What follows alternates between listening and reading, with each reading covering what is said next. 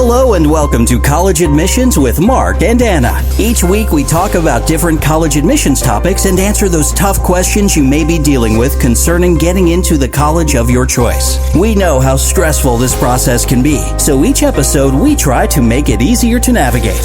Now, here are your hosts, Anna Wren and Mark Hofer. Hi, everyone, and welcome to the College Admissions Podcast with your hosts, Anna Wren and Mark Hofer. Hi, Anna.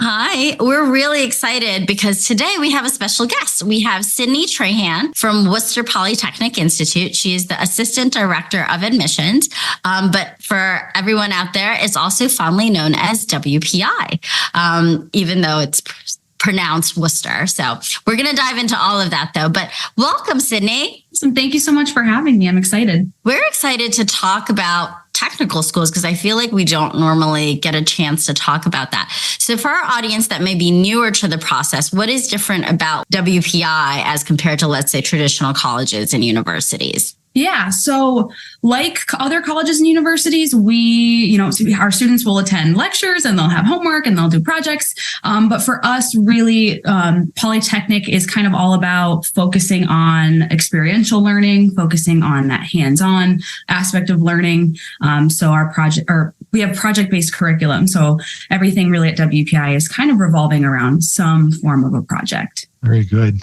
So one of the things that, and it's wonderful to have one of the college representatives who actually looks at admissions and applications, to have you come on and talk about the process and about what your job is like. Because when we talk with students, they're writing to somebody, they may not have any idea what you do. Right. Or where you come from. So as science and tech, that's my focus and my background in education, I am really, like Anna said, I'm excited that you're here. But if you could describe how some of the people who work in admissions have come to WPI as their home to look at applications, what are their backgrounds? I'm always curious to see how they've come to a particular area, and especially for WPI. Yeah. So that's kind of the funny thing, right? We have all different backgrounds in the office. We have one alum. So we do have someone with a STEM background in there, but we also have, like I, for example, have a background in criminal justice is where I got my education in.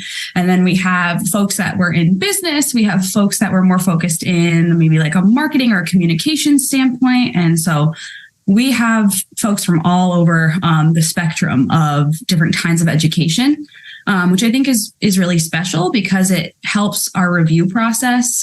We do that kind of individualized, holistic review process. I think when you bring different lenses to it, it makes reviewing students specifically interested in STEM just really interesting. I think we always learn new things every year when we are reviewing applications, and it makes the students really all that more impressive to us, just because that's not a background that we're really used to. So it's really fun. That's so exciting. Oh, go ahead, Mark. I have one follow-up to that because I've never really asked. So do you get feedback from professors about when you're doing admissions? Do they come in and they say, students that we've admitted have these characteristics, can you please have students who have more of X, whatever X would be? Do you hear from the professors and who have daily contact with students? Yeah, we are in touch with professors periodically throughout kind of the whole year, where we get feedback on, how are members of this new incoming class doing? Do you have feedback for us? Are there things that you have concerns about? So we do consult with them. I wouldn't say super regularly, because we kind of have an idea of what student is really going to thrive at WPI coming in. But we do like to hear about how they're doing once they're here. And that feedback we typically get, from professors and from other professional staff at the university. Great. Good to hear.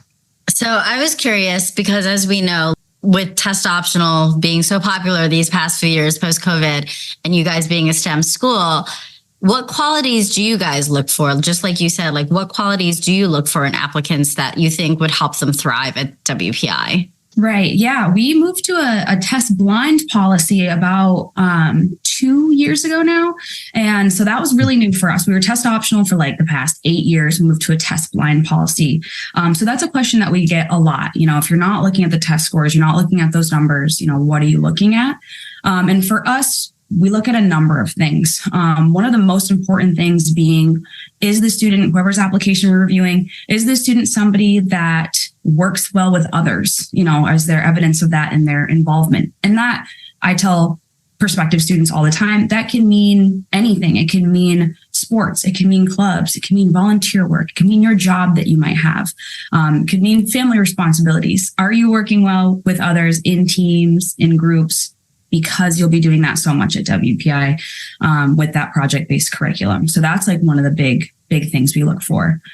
We also look for students that are able to handle a faster pace and maybe more rigorous courses. So we really like to see evidence of those AP classes, honors classes, dual enrollment.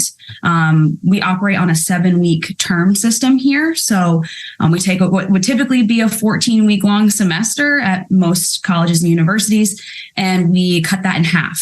So you're taking only 3 classes as opposed to the traditional 5, but you are taking all of that material in half the amount of time. So just making sure that the students are prepared for that kind of more rigorous pace is something that we really look for as well. And then kind of just students that are looking for that hands-on project-based learning. So you actually look for students who play well with others. Oh, yeah. Definitely. Really, really important. So other than, characteristically, you're going to be looking at some ability or some proclivity towards math and towards science, of course. But there again, you're looking for those who play well with others in the sandbox. So are there characteristics that you've noticed over the years that you've been there that the applicants who are successful, who successfully get admitted and are successful at the school, are there characteristics outside of those, the ones we would expect, that tend to run true through each one of the students you've seen, and characteristic traits? Yeah, definitely. I think the students that are really able to kind of get in there and tackle like any work and kind of are okay with a little bit of ambiguity. Is that? Yeah. Yes, I can never say that word right. But they can kind of get in there and tackle it head on is really important. So a little grit we like to see. Also students that are really creative. We give a lot of space at WPI for flexible curriculum for students to really get in there and kind of customize their own schedule. You have a lot of freedom when it comes to the projects that you work on and research that you might be pursuing. And so we like to see students that have that creative mind. Typically what we see in engineering students and STEM students in general are students that are really creative. They're looking at a problem and it's how can I find a solution to that problem? And we've seen some really awesome things come out of that in terms of project work, patented work that, students are getting patents before they graduate here, which I'm always telling them before they graduate, like, make sure you remember me one day when you're doing big things in the world. But yeah, I would say like creativity and kind of that grit a little bit. Creative problem solvers. I like that. Okay. I think that's great because I know for some of the projects that they have to finish before they graduate includes a service element as well. So really applying it to real world problems. Are there any notable projects that you think students have worked on that you're allowed to share that you think were really impressive and proud to see come out of WPI? Oh, definitely. In my first year, I started working, and I work specifically with our students that are employed in our office, so our student workers. And we had a student worker, and I was so impressed by her. I thought that she did, the coolest things, and I was always asking her about her projects. So for her senior year, every student at WPI partakes in something called the MQP, or the Major Qualifying Project. And that project is kind of a way to show off everything you've learned over the 4 years that you've been at WPI. And she specifically was a biomedical engineering major. So she had a group, I think it was about maybe 5 people, and they came up with a way to test for endometriosis in a non-invasive way. So they looked at all the testing that we have currently and they said, this is an awful process. It's painful. It's a lot. How can we make it maybe easier or better or more efficient? So they came up with a method. They actually got a patent on that before they graduated. So that's a project I always use. I always brag about that to other people when I'm out on the road or when I'm talking to students, that like you have the potential to create some really, really awesome things. Medical technology, for one, just being one of the things. But yeah, so that's one that always sticks out to me. But we have a whole directory of our projects on our website that you can kind of sort through and see in every kind of major what they're doing. So those are the kind of things that you like to see students do while they're at WPI. But having hired hundreds of scientists and engineers, I know that those who have done it for a long time, even before they get to college, tend to be the ones who are really successful in a college much like WPI. So are there particular things that you would encourage a freshman, sophomore, junior who is thinking about WPI or career in tech? Are there things that they would benefit from if they are a builder, if they have evidence that they are already doing those things that would help in their application? Yeah, I always encourage students to, share their experiences, whatever that means to them. If they have experience in maybe different areas of STEM, maybe they've built something, maybe they've created a website. I always encourage students, if you can put it in your application, if you can link it in some way, we will look at whatever you put in there. It's certainly not required for admission. We have students that really have an interest in STEM, but maybe they have no experience doing, anything STEM related for their 4 years. And that's okay too. That's what you'd be coming to WPI for, right? To learn. But if you are somebody that is involved in like a STEM based activity, we always say that, of course, that looks great. We love to see things like robotics all the way to, I really love Legos, to all different things that we see, but just, evidence that you like to, again, create, innovate, that kind of thing. So we always like to kind of drive that point home, that it can come in many different flavors, but it will stand out if we see it on the application. That's awesome. Great. So I think WPI was the first to offer a robotics major, and is very proud of their program. I was just wondering, what are the more popular majors right now? Yeah. So we're seeing an uptick in robotics majors. That's been a really popular one that we've seen this year. Biomedical engineering is always really popular. Mechanical engineering is our largest engineering discipline that we have. Computer science is very big. And then we're seeing some growth as well in our interactive media and game development. So that's not the biggest, but we're seeing growth there because students can choose to do either a Bachelor of Science in that area, or you can pursue a Bachelor of Arts. So if you like the graphic design portion of either like media development or game design, you can do that as well. So that one's not one of the bigger ones, but it's definitely one of the ones that's growing. And we also have a great business school as well. So a lot of our students like to pursue areas in business as well as a STEM degree. You've touched on one of the spots that I wanted to ask you about. So WPI graduated 7 psychology majors last year and 2 business. And when you think WPI, the first thing that comes to your mind is psychology. No, it's not. So those students, when they're applying to WPI, they're not coming in thinking they're going to get a psychology degree, are they? Sometimes they are, psych is STEM. Psychology is a STEM, kind of in the STEM category. So yes, students do come in and they pursue psychology. And so that can be a couple different areas, right? We have different students that are interested in like neuropsychology. We have students that are interested in pairing maybe their psychology experience to our teacher prep program that we have. Again, the education here at WPI is super customizable. So you can really go down a lot of different paths. We always tell people we have no prescribed way through a major. If you look at our tracking sheets, if anyone is curious and they want to look through our majors and look at the tracking sheet that we use, that students use to, track their progress. you'll see that there's a lot of blank space, and that blank space is really the areas where students can go and kind of create their own adventure. When it comes to, we have the required courses you have to take within the major, but we have a lot of space for you to kind of go down whatever path you want. So yeah, we definitely have students that are in here and interested in psychology. I tried to set you up for that. My first degree was in psychology, and I see it directly applying to building spacecraft and rocket engines. So I'm glad you've made a point for the students when I tell them, get a psychology degree. Anyway. No, that's awesome. And I think it's interesting because you had mentioned business. You guys also offer that as well. So how do you think it would benefit a student to have a degree studying business, but also have that tech background? Yeah. So we have a lot of students. So business is it's our most popular minor. So it is the most popular thing for students to pair with their STEM experience. Students might find in their journey, throughout their time at WPI that maybe they want to be more business focused, but they still want to have involvement in the STEM world, whatever that means for them. So getting that kind of combined educational experience would be really valuable. We also have programs.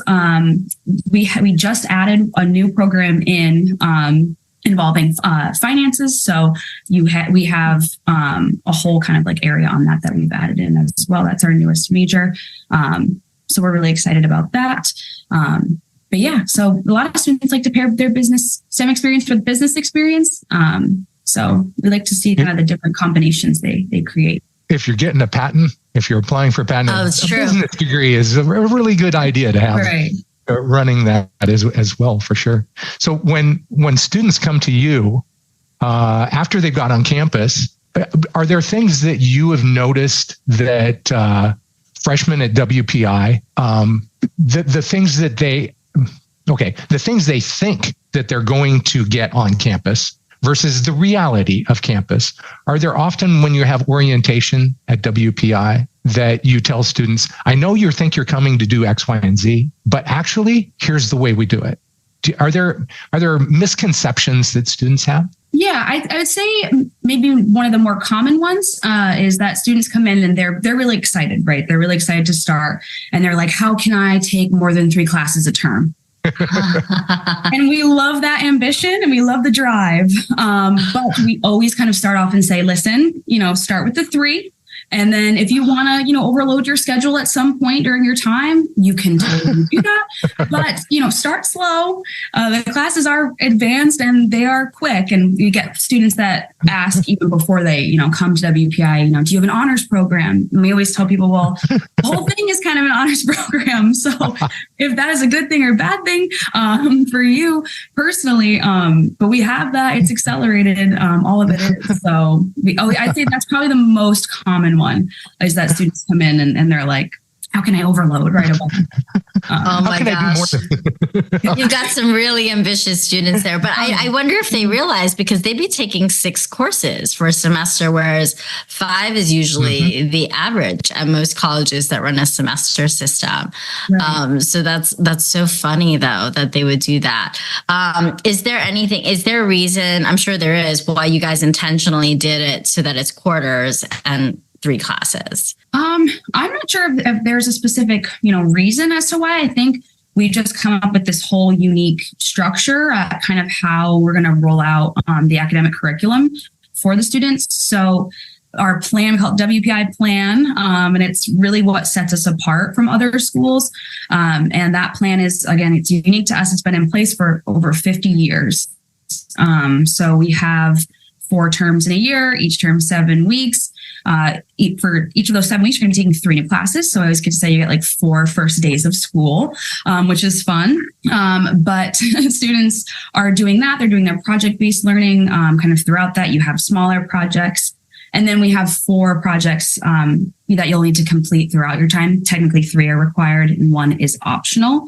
But those 3 required projects, again, those are the big ones. Like I mentioned before, the major qualifying project, or the MQP, the IQP, which is typically a junior year project, and that's the interactive qualifying project. And then we also have a project based in the humanities and arts as well, because we like the students to be really well-rounded. So the projects paired with the term system, it just kind of all worked out. We're able to fit a lot in. And so a lot of students do what we like to call more in 4. So they, do more in their 4 years. Like a lot of students will do a plus 1. So they'll do an accelerated, master's program, or they can pick up double majors and double minors because they have the space in their schedule to do so. Very cool. On that same vein, you have the type A personality, more is better, higher is better, give it to me, yay. For those students, and that they have to get a double major because, they want to, what's the most common double major at WPI? Oh gosh, we see so many different combinations. It'd be hard to say. I would say a lot of students will pair computer science with like any other kind of degree, because computer science is one of our larger programs. We have students pair computer science with interactive media and game development. Some paired it with business. Again, this goes for really all majors. We have a few that you can't really pair together because they're either way too closely related or either way too far away from one another that it would kind of be hard to double major. So for example, like mechanical engineering and aerospace is something that would be a little bit too closely related to double major in. But oh gosh, we see all kinds of combinations. But you can in aerospace and psychology, right? You could. Just putting it out there. You could, if you build it out right and you have your plan set. I can't imagine how you wouldn't be able to. Very good. No, I think I love it because I was talking with one of my students who's at WPI and they were saying how they loved the variety. Yes, it will force them to adapt very quickly because and then that's good for innovation because there's things that are always constantly changing in STEM, right? So I think that's good. But they had mentioned that they loved it because, whether they loved or disliked a class or, whatever, they got to take another set of classes in 7 weeks. And so it was really exciting for them to cycle through classes and take more content that way. Right. Yeah. Students really enjoy it. And we are very transparent when we talk to students. It will probably be an adjustment, right when you come in, you'll feel like, oh my gosh, this is a lot of material really quick. And how are midterms already happening? But once they kind of get in the groove and they become more acclimated to that kind of pace, students really enjoy it. Because again, like you said, if you're taking a class you don't love, it's only for 7 weeks. And if you're taking a class that you're excited about and you're excited to get to that next level, you can do it in 7 weeks. So kind of the best of both worlds. I've told students it's kind of like Colorado College's block program on steroids. So you get, if you don't like a class, don't worry, it will be over soon. Or if you love a class, it's a great way to get an introduction. So yeah. I'm curious. So where you are located, I tell students in the Northwest who may not have traveled to the Far East, as we put it. I tell them it's near Boston. And I'm curious how often, what would WPI students say about my comment, it's near Boston? And how often do you find students actually use everything that Boston has available to them? So we're about an hour from Boston. So a little bit of a ways, but again, super accessible. Worcester in and of itself is a really fun city. It's a very up and coming city. My sister went to college at Assumption, so right down the road from us.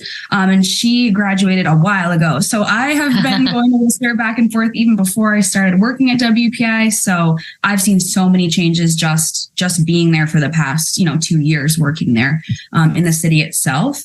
But for Boston, some students go there almost every weekend if they want to. It's an easy train ride. Again, we're not really like a suitcase school where students pack up and leave and go elsewhere on the weekend, but it's always an option if you want a change of scenery. It's a super quick drive if you have a car, and it's a really quick train ride if you don't have a car or if you would rather take the train in.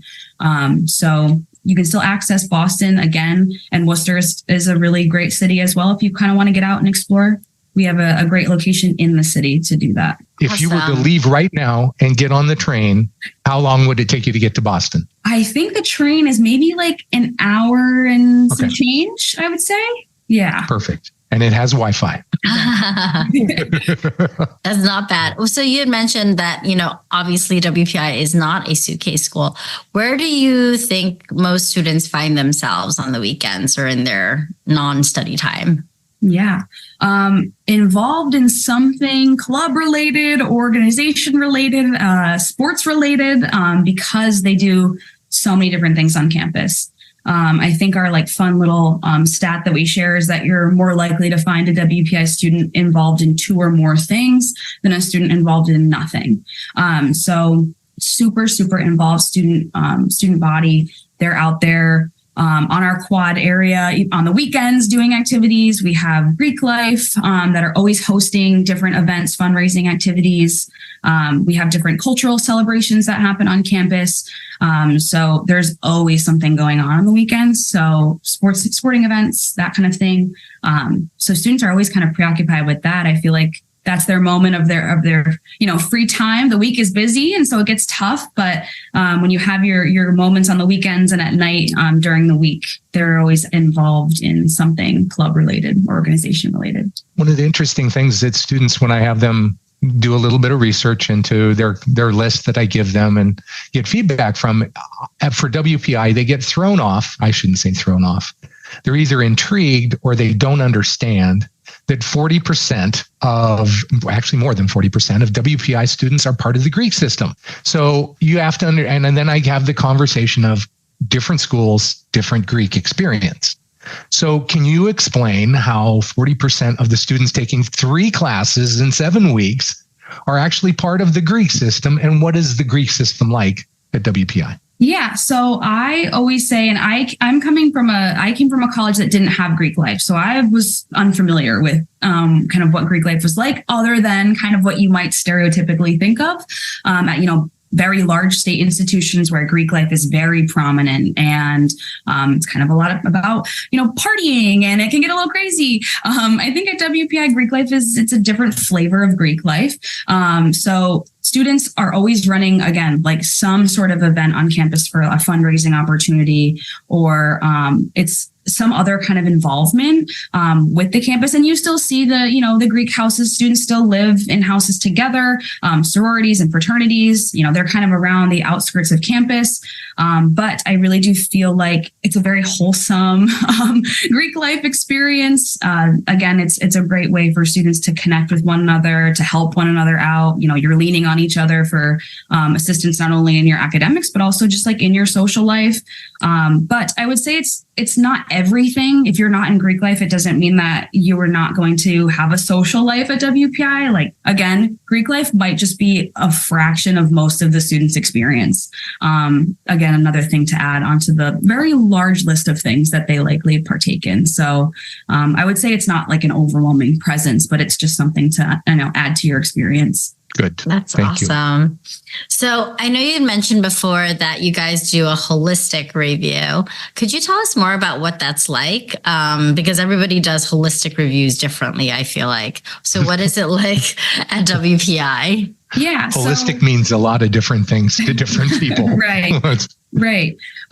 So we're calling it holistic. We like to call it kind of an individualized review as well. So again, we kind of always are telling students that when we review your application, it's actually being reviewed by, a person. There are eyes on every single application. They don't get sorted in certain ways, or, certain people have misconceptions about the application process and what gets looked at and what doesn't get looked at. And I always tell students, for us, we're looking at the entire application from the top to the bottom. And, we're reading everything that you put in there. So again, we are considering things like, yes, we want to see that you are a strong student academically, but we also want to see that you are a student that, again, you're involved in things, and whatever that means to you. We always tell students, if you have something that you want to provide more context for, if you feel comfortable providing more context for, do so. For example, like a lot of students get nervous about maybe seeing a dip in grades during COVID, and because remote learning was really hard. And I personally can't imagine being a high school student during COVID and how hard that must have been. So we always say, if you want to provide extra context to that, we will read that. We will see it. We will take it into consideration. So really, to us, an individualized review or a holistic review kind of just means that we are considering every aspect of your application. We're not just going to lean on the numbers of your academics or your rank in class or your GPA. Like that is not going to be the sole thing that gets you, into WPI. One of the common misconceptions, at least at many schools, it's a misconception. If you get 4 applicants who are all top notch from the same school, do you say, no, we're only taking 1 from that school this year? Is that a part of the process? No, not for us. If we have 4 students and all 4 students are outstanding candidates or they're great and we want to admit them and they are admissible, we will admit all 4. Nice. Again, it's a case-by-case basis. So you're not being compared to students at your school. We're not going to compare one applicant to another just because you go to the same school. What we will do for the school in general is we read every application to the context of that school. And that's to promote, a very equal process when it comes to application review, because we acknowledge that every school is going to have different opportunities for students. Some schools might offer 50 APs and some schools might offer 4. If a student at the school that offers 4 APs is taking 4 APs, you are taking the most rigorous curriculum at that school. So we don't compare, one to another at the same school. We don't compare students at, different institutions. It's all on a case-by-case basis.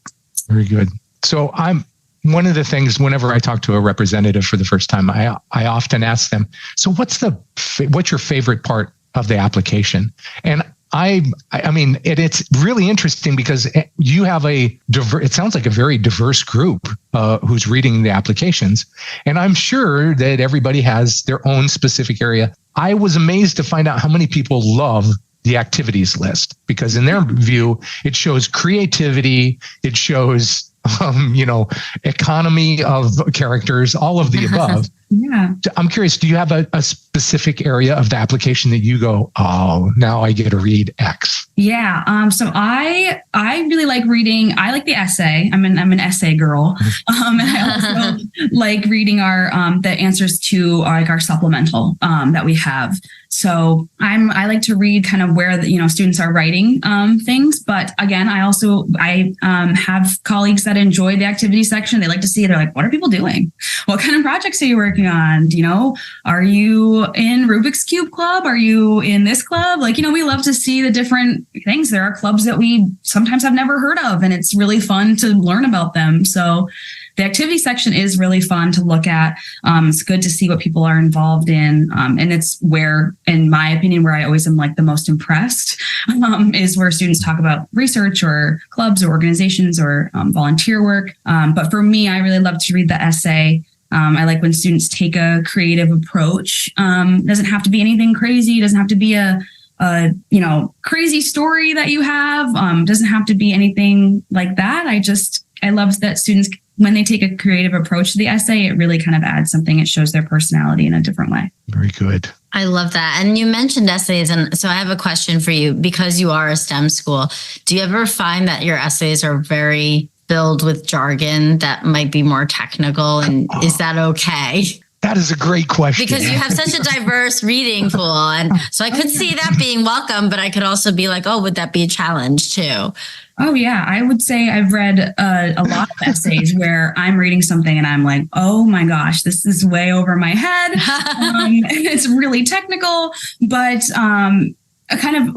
what I get out of that is an appreciation that the student has such, robust knowledge of a certain area that I might not, know about. And I do consult Google quite a bit for those words that I might not know or concepts that I might not be super familiar with. But listen, we welcome whatever. It's a way that the essay and the kind of the writing portions really show a student's personality. So it really kind of comes out when we do read that. So I welcome, any kind of essay, even the ones that sometimes I might not understand. So coming from and I love this, that your background is in criminal justice. Yes. So have you ever found that background has come in handy when you're reading through applications and your background says, I'd never thought of it that way? Oh, yeah. I think it's definitely made me, I'm just a very I like to go through the details. I like to comb through all the details of the application, go back, kind of read things over if I have to. But definitely has also kind of paved the way for me to step outside my comfort zone in reading some of these applications. Again, kind of going back to what we just talked about, hearing about things I've never heard about before, or classes that I might have never taken in my high school experience, and kind of researching those further. But definitely a very detail oriented person. So I find myself kind of getting into it which I sometimes maybe take too long to review an application, but I really like to kind of get in there, look at the details. And I think that kind of comes from my educational background. Very good. I love that you actually research it, though, because I feel like there's this like myth, and it might not be a myth, I'm not sure, that admissions officers barely spend any time reviewing applications. But that you would actually I feel like some admissions folks don't send links. We never check them, but you're saying you will actually check them out and you'll actually learn more about it. And I think that's so awesome. And I think reassuring for applicants to know that, there's a real person on the other side. Oh, yeah. Just the other day, I was talking to a few of my colleagues, and they were saying, oh, yeah, I kind of got sidetracked because I was playing a game that one of the students included in their application that they created and coded. And it was a little mini game kind of thing. And so they were like, oh, I kind of got a little sidetracked there. But I've watched videos of students playing the piano, and I've seen portfolios of photography. So I click on the links. I like to look at it. And I think most of the people at WPI do as well. We like to see it. Okay. On that same vein of question. So I also tell students, if you're going to have something a link to or a video, it better be good, because you're basically asking somebody who is way overworked, undersleeping, their immune systems are getting taxed. So if you're going to actually put something there and link it, it better be good. Tell me, have you opened up a link and say somebody's playing the piano and it's clearly not that good? Do you say, how long do you have? What's your buffer? 10 seconds, 15 seconds, and then you shut it down? No, I'm not a musical person myself, so I would have a hard time judging anybody. So I'm if you're putting it in there and you're proud of that, and that's something that you enjoy or spend time doing, that's kind of where the weight is for me, is that it's just something that you're passionate about and that you included it. All right. Do you ever share them with the other representatives? Do you find something that's so good you have to go to the next room and say, have you seen this? Oh, all the time. Yeah. Oh, that's good to hear. All the time. We have a little cool facts section of our app review, where if it's a student that has done something really cool, we put it in there, and we like to kind of see, we have a report that will pull them all up. So we love a cool facts moment. Oh, that's so fun. That's so fun.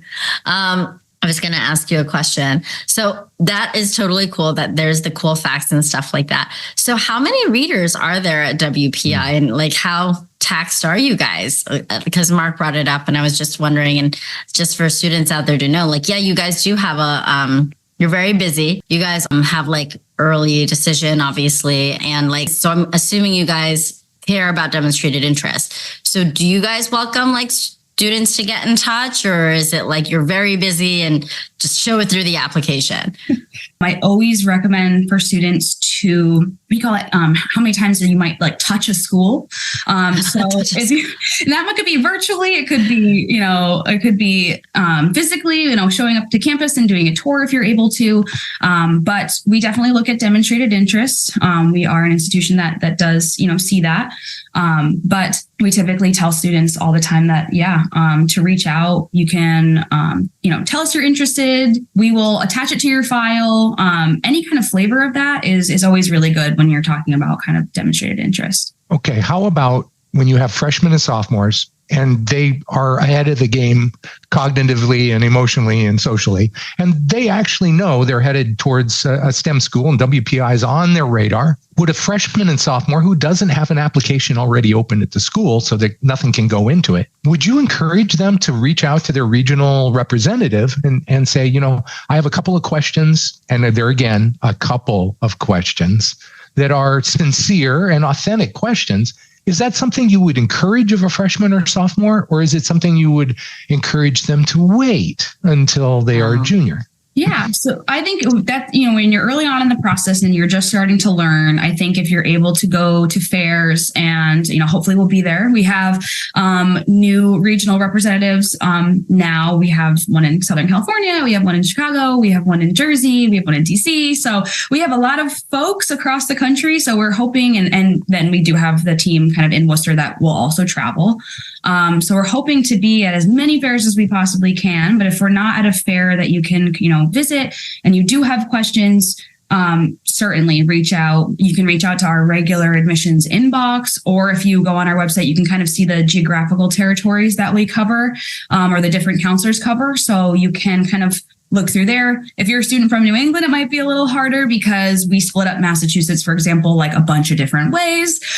So we have a lot of folks that cover just Massachusetts. But if you're in a territory a bit further away, you will have somebody assigned to that, which you can find on our website. And most definitely reach out with questions. They can either provide you, website links that you might not have been able to find, or we can connect you with current students. So that's something that I'm really big on is, I can tell you things from a counselor perspective, but I can't tell you it from a student perspective. I'm not a student. So I like to, if students are comfortable doing that, I always tell them, the students that work in our office, like this, A, it's part of their job, but B, they also just really love doing it. Emailing with students, hey, this is my experience, any questions you have, this is the tracking sheet that I use. And we have a website that has all of our students that work in the office. And they can kind of click through there. You can see that they're sorted by major, they're sorted by clubs, they're sorted by, specific, areas on campus. So definitely can use that as an option as well. Your counselor can connect you to that website. So definitely reach out. I would say there's never, a time that's too early, especially if you're someone that's really excited and curious about the process. Very good. Is it because, so you mentioned there's a lot of counselors that cover Massachusetts. Is that because more students come from Massachusetts because it's local? Yes. So New England specifically is a territory where we see probably the highest volume of applications, obviously because it's, where we are. So, Massachusetts, we have a lot of different folks that cover. I primarily cover almost all of New Hampshire. We recently just kind of split a part of that off to another counselor who also covers Maine, just because that makes sense, traveling up there. But we have Connecticut split into a couple of different counselors as well.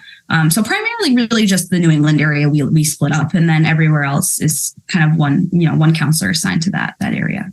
So having students from the Northwest who aren't there in Worcester and can't actually have a history or knowledge of, or they may not have visited the school. I find that a lot of schools, especially those STEM schools, they're known for what they do really well. And, they do technology and science really well. But almost every school has this one hidden gem that people don't know about. The school doesn't seem to, promote necessarily. But it's this one thing they do really well, and students are always excited about the professors who teach in it and the programs. And these are the classes that they sign up for outside of their science classes. What's the hidden gem at WPI? Oh gosh, that is hard to say because again, like the students are exploring so many different areas of campus and like different majors and different minors and different programs. And so it's hard to say like any given program or space where students are kind of really gravitating towards, or that might be special or different. But I think our projects are really what draws people in, and it is what makes us special. So a lot of students will say, yeah, I love, STEM in general, and I want to go to a STEM school.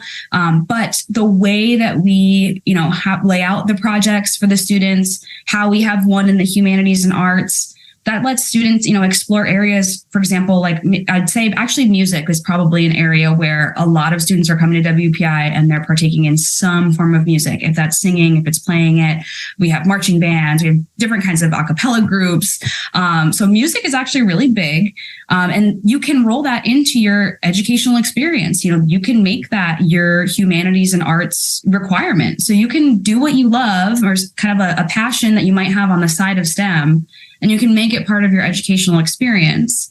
And then we have our IQP, which typically students go abroad for. So that's our like global projects program that we have. Again, really hard to study abroad if you're going to go to school and study STEM. And we recognize that. Sometimes making sure that the credits would cross count with another institution, overseas would be really tough, and so that you could fulfill graduation requirements. So we built that into the curriculum because that's an interest students have. So I think overall, maybe a specific area would probably be music now that I'm thinking of it. But the projects in general, I think is really the special gem, that WPI has. That's incredibly helpful. That is not what I would expect. And that is usually the kind of thing that, and having worked with a lot of scientists and engineers, music tends to be one of those things that's a hidden, passion of them. And I'm really glad to hear that. That's fun. Yeah. That's so cool. Do you have one more question, Mark? I know you had so many questions before we wrap up. Okay. I have one more. So to that freshman who's out there listening, propensity already looking for how do I get into school? For the freshman or maybe sophomore, what one thing would you say if you want to come to WPI, start doing this now? And it can't be science related. It can't be grades or metrics related. So those are, yes, concluded. You have to have high grades in that. What's the one thing you would encourage that freshman or sophomore to start doing now that's going to be something that they really are going to, it's going to be make their application more competitive? Yeah. So I would say my number one advice, and I, again, kind of going back to that point before where we kind of talked about like reaching out to, touch the school as many times as you can. I know that is a kind of a funny concept, but again, we really look at the students that love us, that love WPI for what it is. So when you kind of are starting out your process or you're early on and you're looking into schools and you find, hey, I actually think WPI would be a really good fit for me. Start engaging with us. If that just means that you're reaching out to a counselor and just asking questions to start off, totally fine, totally great. If you see us at a fair, visit the table. If you kind of as you get older in your process, if you are able to visit, definitely visit. We offer virtual visits as well, virtual visits and information sessions. We do virtual open house. So I would say kind of get involved with the school as much as you can, learn about it as much as you can. And again, kind of like I said before, visiting any school, WPI or another institution, is really important when you do kind of, go down your list and maybe you've cut it down to maybe 5 schools. And if you're able to go, physically to the campus and see it, that's super important as well. Because that's when you're going to really know, like, this is a good fit for me, or this is maybe not the good fit for me, which is totally fine. Agreed. So I would just say, as important. Yeah. Which is, I would say, really just kind of engage with the school as much as you can. Do representatives log those school touches, as you put it? Oh, yeah. Yeah. We see, the student visited us at the fair, talked to us at the fair. And also it's a way to really stand out. We do have a fair number of applicants, and there are a lot of times where be reviewing an application and I in my head, I'm like, oh, I remember this student. Like I spoke to them at the fair and they were so passionate and they were so excited. And so, definitely, that's probably my biggest advice. That's really good to hear. I know a lot of students who don't think that that's the case, and I think that would really put a more personal touch on the whole process that we live and breathe.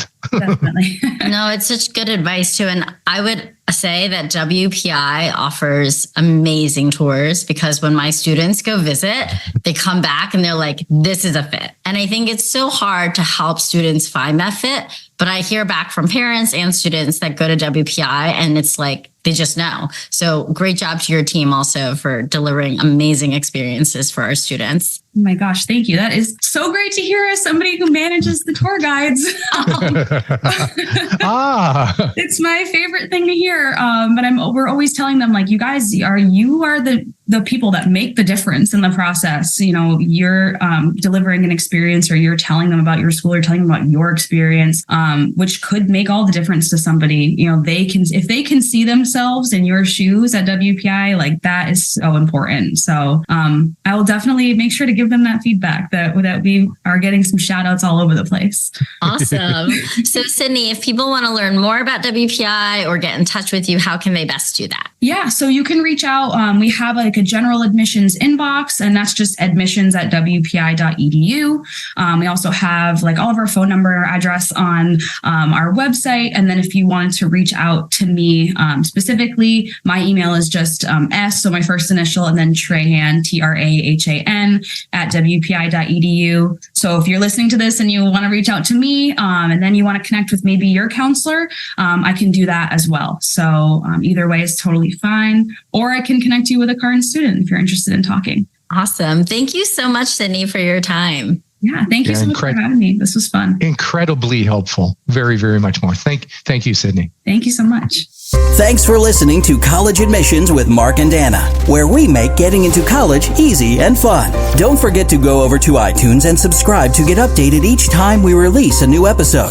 Also, for more helpful college admissions information, visit our website at www.collegeadmissionspodcast.com.